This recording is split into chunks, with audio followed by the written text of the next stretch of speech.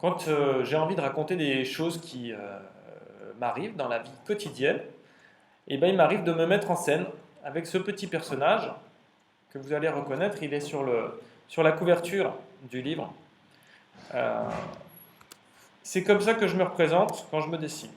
Alors je ne sais pas trop pourquoi, puisque j'ai pas tellement cette coupe de cheveux là et que maintenant j'ai pas mal de cheveux blancs, mais ce personnage il est sorti il y a quelques années et depuis je l'utilise. C'est un peu un code avec mes lecteurs pour dire que je vais raconter une histoire du réel.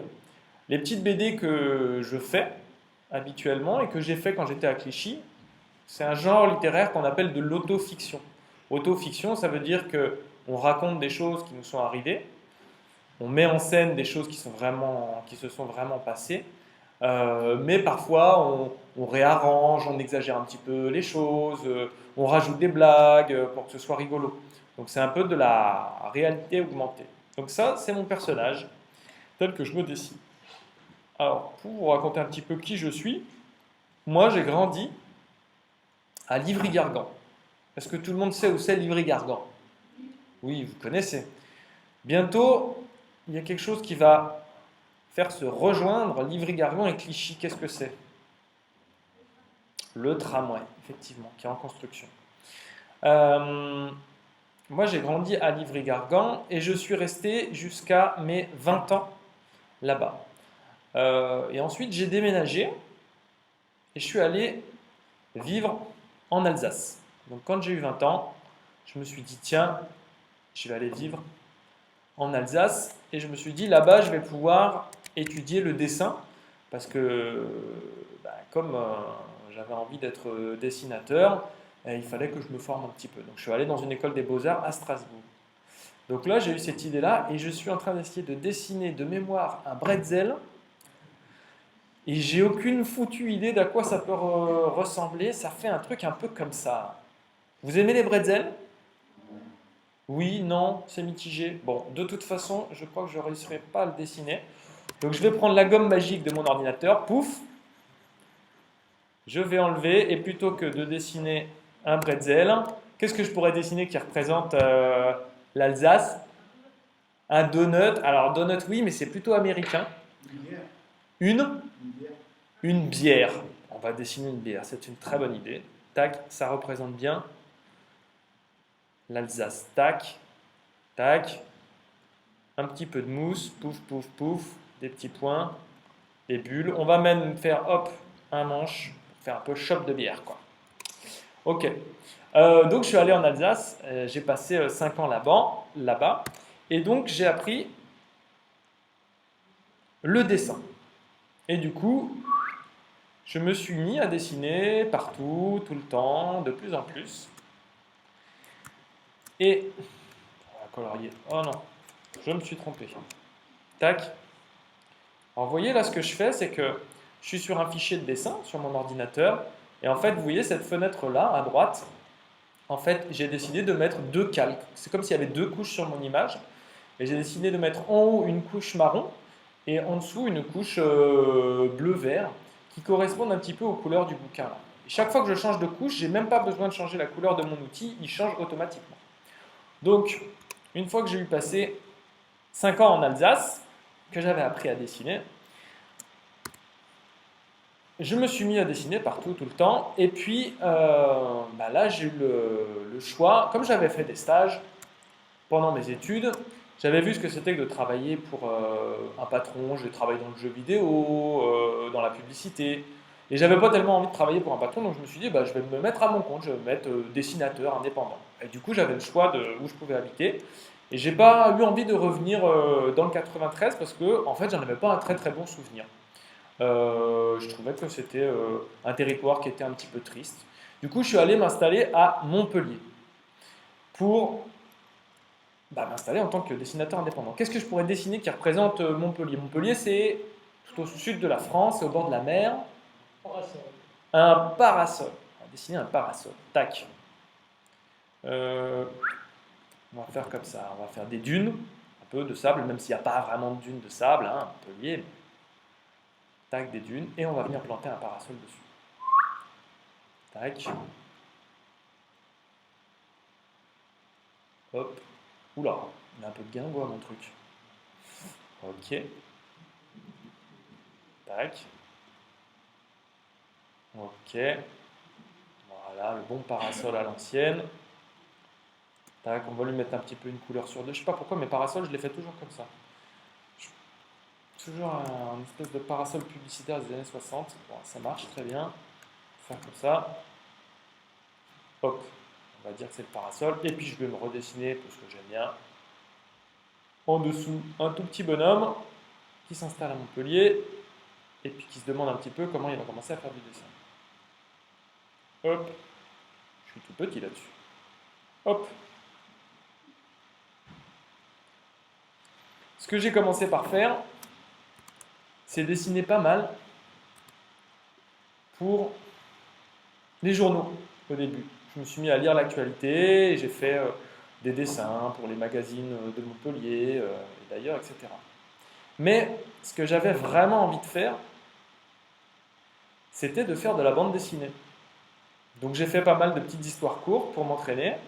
Et puis au bout d'un moment, je me suis dit, allez, je me lance, je vais faire une grosse histoire de bande dessinée. Mais j'avais envie de parler du monde réel. J'avais envie que ma bande dessinée, elle soit ancrée dans le monde réel.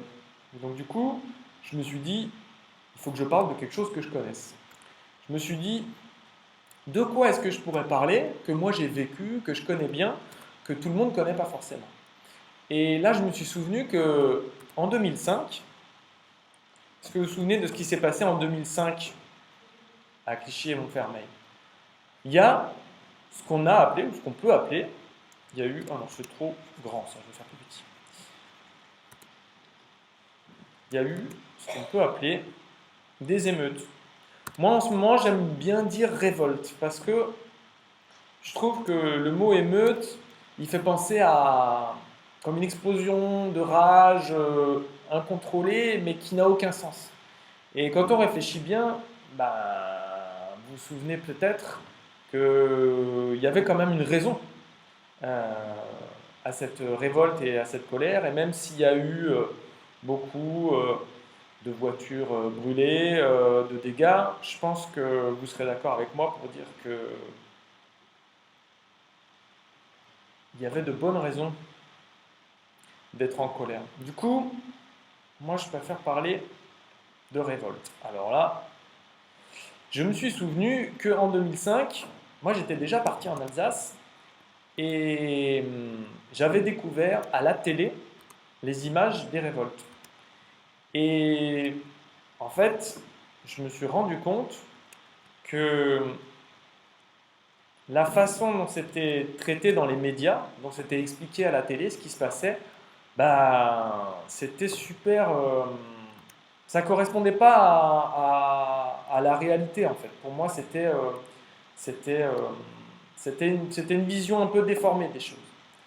Du coup, je me suis dit, ben voilà, moi j'ai grandi dans le 93, pas très loin de Clichy-sous-Bois et compagnie, et finalement, vivre en banlieue parisienne, c'est quelque chose.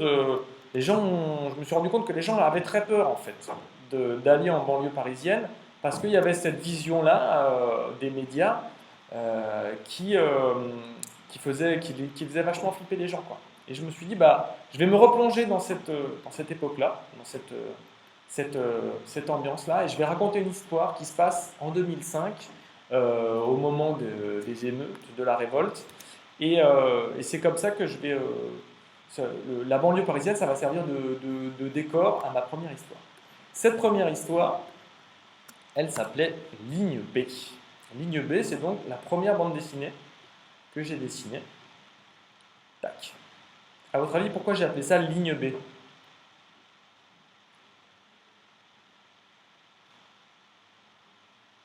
Pourquoi? RERB, effectivement. Parce que le RERB, ça me semblait bien résumer le département du 93, parce que c'est la ligne de RER qui traverse une grande partie du 93, même si encore aujourd'hui elle ne vient pas jusqu'ici. Et du coup, je me suis dit, je vais faire cette bande dessinée-là.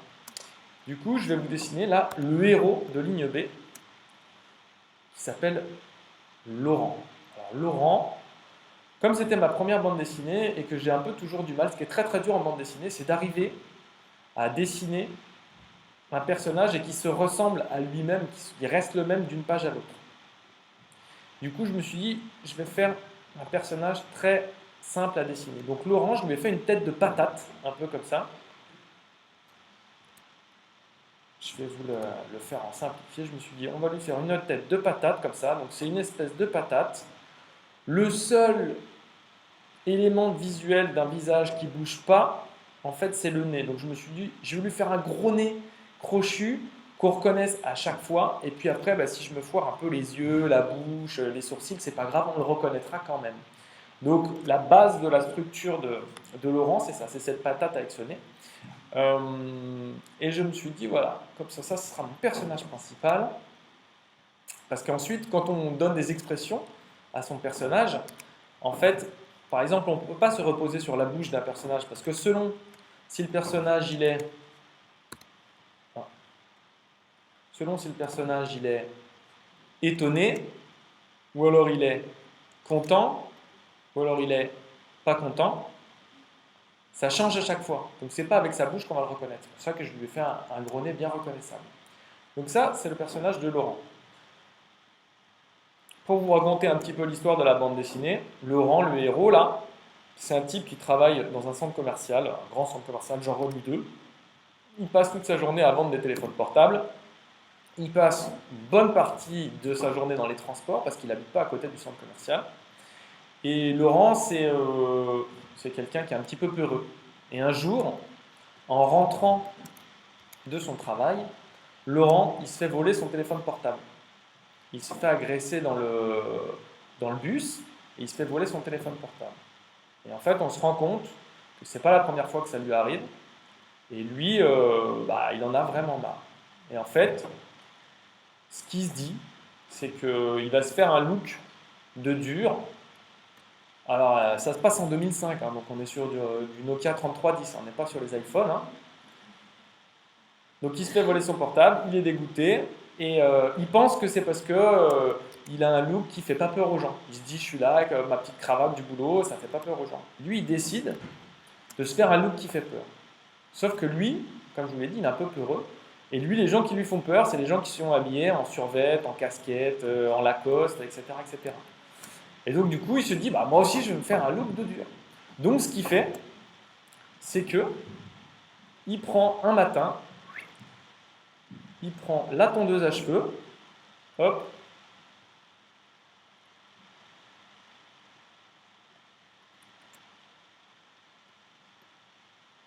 on va dire que c'est une tondeuse à cheveux, hein, tac, et il se rase le crâne. Et du coup, Laurent, on va lui découper sa tête là. On va la dupliquer. Ah, je suis pas sur le bon calque. Tac, on duplique sa tête. Laurent qui a une coupe de cheveux. Alors, au début du bouquin, ça ressemble plutôt à ça. C'est pour la bonne couleur. Tac, tac, tac. Il ressemble à ça. Et après, du coup, il se fait cette coupe-là. C'est-à-dire que il se rase les cheveux. Complet. Tac.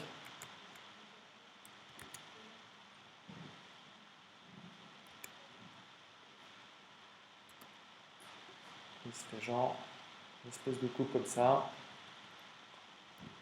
Rasé sur les côtés, juste un petit peu de cheveux en haut. Tac, il sort un survêt de quand il faisait du basket ou du hand ou je sais pas quoi. Tac, et il se dit, ouais, comme ça, on m'embêtera plus. Et là, il se rend compte que juste avec ce look-là, eh ben, en fait, lui, ça lui donne confiance en lui parce qu'il imagine que c'est un look de dur. Mais en fait, tout autour de lui, sa femme, son voisin, les gens à son travail, ils se rendent compte que du coup, ils deviennent super agressifs envers lui juste à cause de son look. Parce que il se rend compte que les gens autour de lui, voilà, les cheveux rasés, le survêt, ça leur fait peur et ils se sentent agressés par ça. Et là, il se rend compte un peu du poids, du poids du regard des autres en fait sur soi, juste à cause de la façon dont on est habillé.